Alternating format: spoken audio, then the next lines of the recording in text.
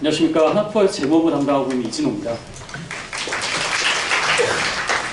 우선 이 자료는 지금 배포드린 자료에는 포함이 안 되어 있습니다. 지금 저희가 자료를 준비가 좀 어제 되다 보니까 사전에 좀 공유를 못 드렸고요. 그리고 내용 중에도 좀 실무적인 내용들, 저희 회사 사례가 좀 들어가 있어서 배포드리기는 조금 좀 그렇다는 부분 좀 양해 부탁드리겠습니다. 대신 최대한 좀 자세히 설명드리도록 할 테니까요. 예, 요거 자료에 좀 집중해 주시면 좋을 것 같습니다. 지금 자료는 이렇게 준비되어 있습니다. 지금 뭐 이론적인 부분은 앞에 세무사님께서 잘 설명해 주셨지만 저희가 인식한 현금영수증 현황이 어떠했고, 그리고 이거에 대해서 어떻게 저희가 이제 해결하려고 해결 방안을 마련했는지, 그리고 현재 지금 이제 도입하는 상황에서 발생하는 실무적인 이슈들 이렇게 좀 준비를 했습니다.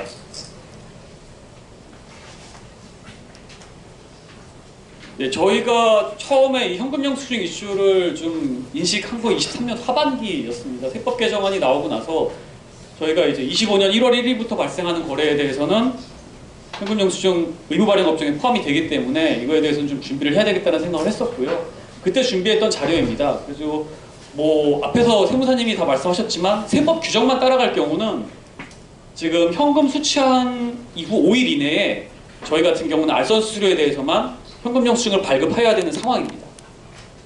그런데 저희가 이제 기존에는 의무 발행 업종이 아니었고요. 그리고 저희가 했던 그 상황은 저희가 2013년에 국세청에 예규 질의를 한번 했었습니다. 그래서 여행업종 같은 경우에 현금영수증과 신용카드를 어떻게 발급해야 되냐라고 질의를 했을 때 국세청의 답변은 신용카드에 대해서는 총액으로 발급해라 라고 회신을 해줬지만 현금영수증에서는 전혀 언급이 없었습니다. 저희 내부적으로는 현금영수증과 신용카드 영수증이 어차피 거래 실질은 똑같다고 판단을 해서 신용카드를 총액으로 발급해도 되니 현금영수증도 그냥 총액으로 발급하자 라고 내부적으로 결론을 맺었습니다. 물론 이제 그렇게 하는 데는 저희가 의무 발행 업종이 아니었기 때문에 가능한 부분도 있습니다. 근데 그렇게 했을 때 과거에 저희가 13년에 저렇게 하고 나서 세무조사를 몇 번 받았거든요. 근데 세무조사 때도 현금영수증 발급 금액에 대해서 이슈가 제기된 적은 없었습니다. 그리고 또한 이제 가끔 이제 민원인 분들 중에 현금영수증 발급 금액 가지고 좀 챌린지 하신 분이 있었어요. 그래서 저희가 뭐 그때는 이제 순액으로 발급을 안내를 드렸을 때 왜 내가 결제한 건 100만 원인데 왜 10만 원밖에 안 끊어줘라고 말씀을 하셔서 세무서를 타고 들어온 민원이 세무서 분들이 야 그냥 민원 생기지 않게 다 발행해 라고 안내를 받은 적도 있었거든요. 그래서 저희는 이제 그런 사례도 있고 해서 그냥 과거 계속 현금영수증 발급을 요청하시는 분들에 한해서는 총액 발급을 계속 진행해 왔었습니다.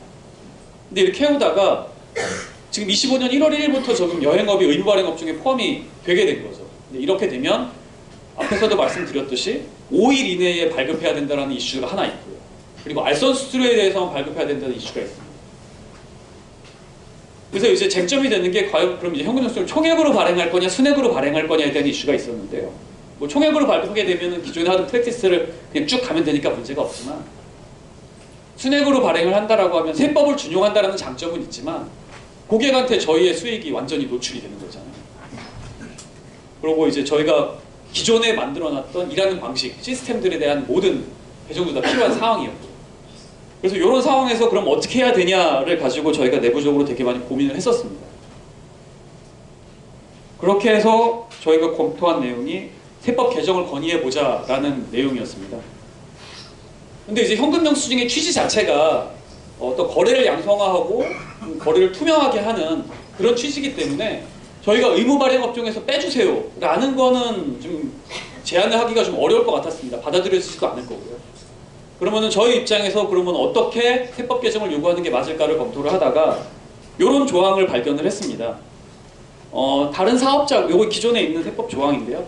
다른 사업자 매출과 합산해서 신용카드 매출 전표나 현금영수증을 발급해도 사실과 다르게 발급한 것으로 보지 않는 경우가 있습니다. 사실과 다르게 보지 않는다는 거는 결국 가산세 없는 걸로 보는 거죠. 근데 그런 사업자가 유통산업발전법에 따른 대규모 전표랑 체육시설 설치 이용하는 법률에 따른 체육시설을 운영하는 사업자입니다. 대규모 점포 같은 경우에 대형마트 같은 데서 여러분이 물건을 사신다라고 했을 때 신용카드 영수증도 그렇고 현금영수증도 그렇고 다 롯데 마트 이름으로 끊기잖아요. 근데 그 마트가 모든 물건을 다 사서 파는 게 아닐 거거든요. 그럼 저희가 구매한 10,000원 안에는 9,000원에 해당하는 물건값이 있을 거고 1,000원에 해당하는 그 점포에 대한 수수료가 있을 겁니다. 근데 현금 영수증, 신용카드는 마찬가지고 그런 데는 그냥 하나로 끊거든요. 나누지 않거든요. 그런 성격이 체육시설도 마찬가지고 대규모 스포츠센터에서 제가 헬스장을 10만 원에 이용을 하는데 9만 원은 이용료고 만 원은 그 점포, 그 매장에 대한 수수료일 수 있는 거거든요. 이런 부분이 저희하고 좀 유사할 수 있겠다라고 저희가 생각을 했습니다. 그래서 건의 안으로 낸 게 저 단서 조항의 제일 마지막에 관광진흥업법에 따른 여행사업자를 넣자라고 지금 저희가 제안을 해놓은 상태입니다. 그래서 요거는 저희가 23년 말부터 좀 준비해서 작업을 했었고요. 지금 저희를 비롯해서 10개 여행사가 같이 모여서 좀 검토를 했던 내용이고, 그리고 24년 초부터 지금 협회하고도 계속 같이 협업을 해서 지금 협회 이름으로 세법 개정안이 지금 올라가 있는 상태입니다. 근데 뭐 지금 전국이 불안해서 그런지 아직 답변은 안 나오고 있는 상태고요. 지금 현재는 답변을 기다리고 있을 수밖에 없는 상황입니다. 현재 상황.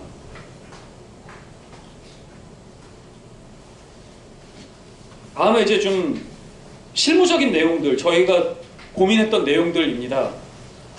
저 사진 찍으시는 거는 제가 찍지 마시라고 말씀은 못 드리겠는데, 하나투어가 이렇게 합니다. 그러니까 우리도 이렇게 하면 됩니다라는 말씀은 좀 그렇습니다. 이 리스크가 있는 부분이 있을 수 있습니다. 그럼 저희가 이제 현금 영수증 발급 시기를 어떻게 볼 거냐에 대한 부분인데요.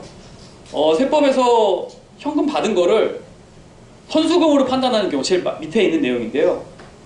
선수금을 현금으로 받은 때 현금 영수증을 발급하지 아니한 경우에는 추후 재화나 용역의 공급 대가가 전환될 때 발급한다 라고 이제 규정이 되어 있는 부분이 있습니다. 저희는 저 부분을 가져와서 저희 입장에서 재화 용역이 공급되는 때는 저희는 알선 용역을 제공하는 거기 때문에 하나투어는 출발일 기준으로 알선 용역을 인식하고 있습니다. 그래서 저희는 출발일을 현금 영수증 발급 시기로 판단하고 있고, 그때부터 5일 이내에 발급하는 것을 원칙으로 하고 있습니다. 그런데 이제 실무적으로 또 업무 처리하는 기간도 필요할 거고요. 그래서 실무적으로는 저희 내부적으로는 출발일 이후 3일 안에 현금 영수증 발급하도록 지금 준비를 하고 있는 중입니다.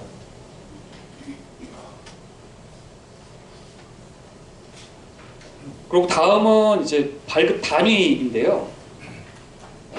지금 예약 코드 안에 있는 모든 개인별로 발급을 할 거냐. 그렇게 되면 뭐 패키지 한 예약 코드 안에 뭐 10명이 있는데 그 10명을 다 각자로 발행할 거냐라고 생각을 해보면 가족이 여행 가는데 현금은 한 분이 내는 경우들이 있잖아요. 그런 경우에 또 나눠서 발급하는 게 맞느냐. 솔직히 그 부분은 정답을 잘 모르겠더라고요. 그래서 저희는 단계를 나눴습니다.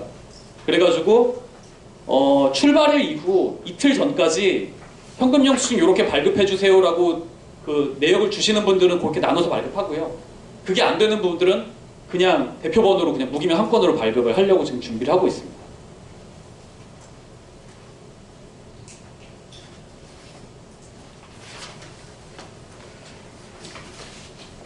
요거는 이제 앞에서 말씀드렸던 거랑 조금 좀 비슷할 수 있는데요. 저희가 발급 기준일은 아까 말씀드렸듯이 출발일 플러스 3일로 지금 생각하고 있고요. 그리고 발급 범위는 저희가 이제 패키지나 호텔 단품 같은 경우는 현금으로 받은 금액 전부 다. 그리고 항공권 같은 경우는 지금 결제 자체가 항공사랑 여행사랑 나눠지잖아요. 그래서 저희는 여행사에 나눠지는 부분만 지금 발급하려고 하고 있고요. 그리고 이제 대규모 인센티브 같은 경우는 조금 좀 더 검토할 필요가 좀 있을 것 같아요. 이게 인센티브 같은 경우는 대리점 단위에서 하는 경우들이 많기 때문에, 근데 이제 그런 경우에 대리점에서 뭐 수수료 빼고 현금 입금하시거나 약간 이런 프랙티스들이 좀 있는 부분들이 있어서 그런 부분들은 좀 정리해 가면서 좀 발급을 해야 될 것 같고요. 이 부분은 좀 계속 협의 중인 부분입니다. 그리고 외국인 관광객 같은 경우도 현금으로 받은 경우에는 무조건 다 발급하려고 하고 있습니다. 대표번호로 해서요. 그리고 아까 이제 그 세무사님도 제휴 쇼핑몰 말씀하셨는데요. 지금 제휴 쇼핑몰도 현금 영수증 의무 발행 업종에 포함이 되어 있거든요. 그래서 지금 아까 말씀하신 대로 그렇게 발급이 되는데, 지금 발급할 때 그게 쇼핑몰 이름으로 발급하는 경우가 있고 저희 이름으로 발급될 수도 있습니다. 그래서 이것도 업체하고 좀 계속 얘기를 좀 나눠야 되는 상황입니다. 저희가 진행하고 있는 중이고 이 부분도. 그리고 마지막으로 이제 기타 이슈라고 하는 부분이, 지금 현금 영수증의 성격을 약간 세금 계산서하고 비슷하게 보시려는 분들은 현금 영수증 발급 금액이랑 매출세액이랑 맞아야 되지 않냐라고 이제 보시는 경우들이 있어서요. 근데 이제 현금 영수증 가지고 매입세 공제가 되면 안 되기 때문에 저희는 현금 영수증 발급할 때 그 공제 안 되도록 부가세는 별도로 구분하게 표시하지 않고 발행하려고 하고 있습니다.